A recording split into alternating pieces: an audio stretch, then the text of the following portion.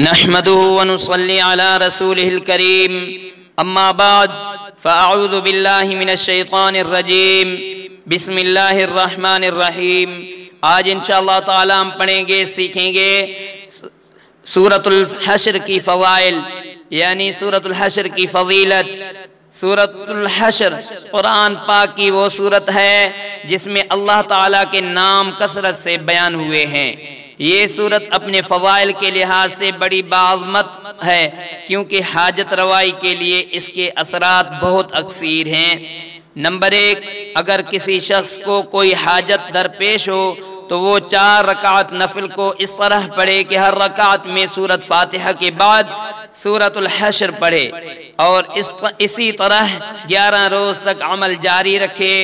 انشاءاللہ اس کی جائز حاجت اللہ کی رحمت سے پوری ہوگی۔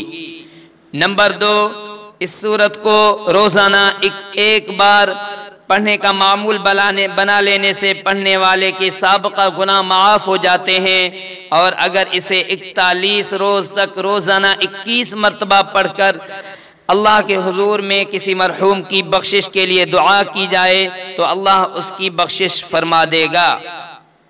نمبر 3، جو شخص اسے روزانہ کسی خاص مقصد کی خاطر 11 روز تک پڑھے، اس کا مقصد حل ہو جائے گا، اور اگر کوئی مشکل کام ہو تو اس میں آسانی پیدا ہو جائے گی اور اس کی روزی میں فراخی بھی ہوگی۔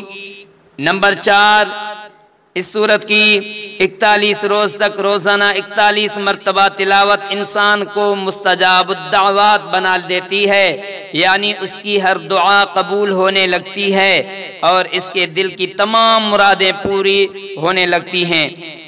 نمبر 6، سورۃ الحشر کی آخری 3 آیتیں اس میں اعظم ہیں، جن میں مرض کی شفا اور ضرورت کے پورے ہونے کے اثرات بہت تیز ہیں، اس لیے یہ آیات جس مرض کے لیے بھی پڑھی جائیں گی اللہ کے فضل سے شفا یابی حاصل ہوگی۔